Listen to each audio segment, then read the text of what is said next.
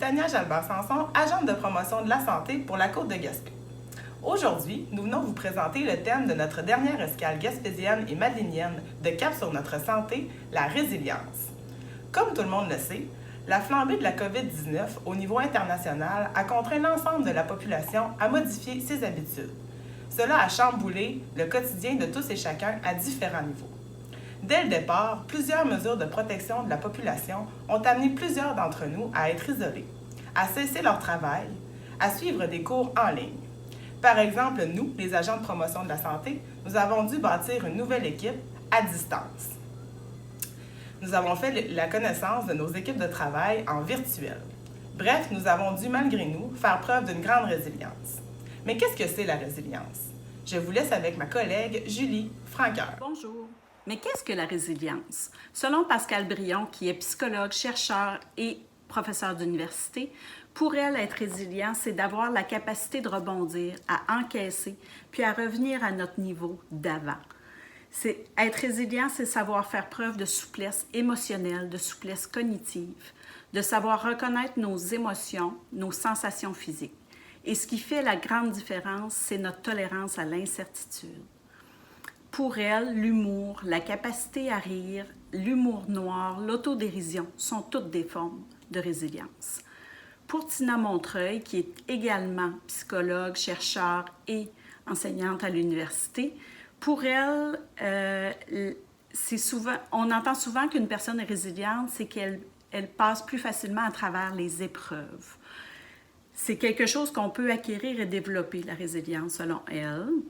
Avec la COVID, ça nous donne l'opportunité de développer notre résilience, mais il faut tout de même avoir quelques prédispositions, selon elle. La résilience, ce n'est pas un concept fixe. Il y a un contexte, un environnement. On peut être résilient à une chose et pas à une autre. Ça dépend de notre bagage, ça dépend de la gravité de l'épreuve et c'est pas toujours perçu de la même manière d'une personne à l'autre. Voilà, c'est ça la résilience. Quel impact a eu la pandémie sur ta vie? Personnellement, je ne me suis pas sentie déprimée pendant la pandémie, mais pas vraiment motivée non plus. Dans le fond, je ressentais une espèce de manque d'énergie, un petit peu de difficulté à me concentrer, un petit peu d'anxiété aussi, mais pas de grande tristesse, puis pas de grande joie non plus, un peu l'impression de stagner, justement d'être sur pause.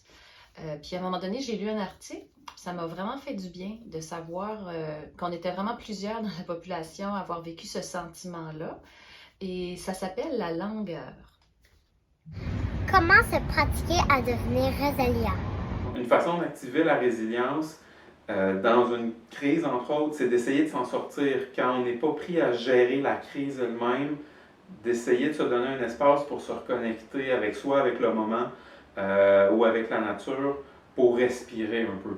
On ne peut pas rester hyperactif tout le temps, donc ça vaut la peine de prendre un moment pour soi, pour prendre soin de soi, pour pouvoir mieux se relever dans les défis qu'on vit. J'invite maintenant le responsable du support aux bénévoles, Benoît Bande, du Centre d'action bénévole Le Haut-Banc de Gaspé, à nous expliquer comment l'équipe a fait preuve de résilience pendant la pandémie, ainsi qu'à nous lancer le défi de Cap sur notre santé du mois de septembre. C'est simple, travailler dans un organisme communautaire comme le Centre d'action bénévole, ça nous permet de côtoyer des bénévoles à tous les jours, qui sont des personnes de cœur, puis qui se mobilisent pour offrir de leur temps pour venir en aide. Pour nous, on a remarqué que l'engouement puis le désir de la communauté de venir en aide à son prochain et de s'impliquer, c'est un facteur important qui nous a permis de surmonter la pandémie. Par exemple, il y a eu une vague de solidarité lorsque les travailleurs qui ont été en arrêt forcé en raison de la pandémie, ils sont venus nous aider au CAB, ils ont donné de leur temps. Et ça, c'est sûr, ça a permis à des personnes de bénéficier de nos services, puis permis de nous aider à offrir toujours les services. Il ne faut pas oublier que les bénévoles membres de l'organisme ont quand même donné beaucoup de leur temps aussi. Ils trouvaient ça important de ne pas nous laisser tomber en s'impliquant du mieux qu'ils pouvaient.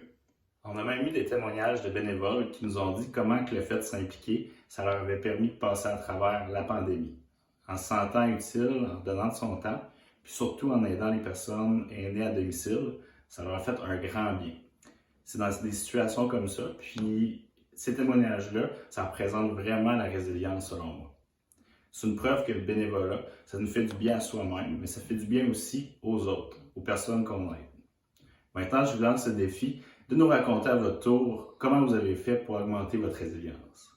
Chaque mois, un défi aux couleurs de nos MRC et de notre communauté maritime vous sera lancé. Pour participer, visitez notre site web au capsurnotresanté.ca, aimez notre page Facebook Cap sur notre santé ou encore contactez l'agente de promotion de la santé de votre MRC. Parce qu'ensemble, on prend soin de nous, une destination à la fois.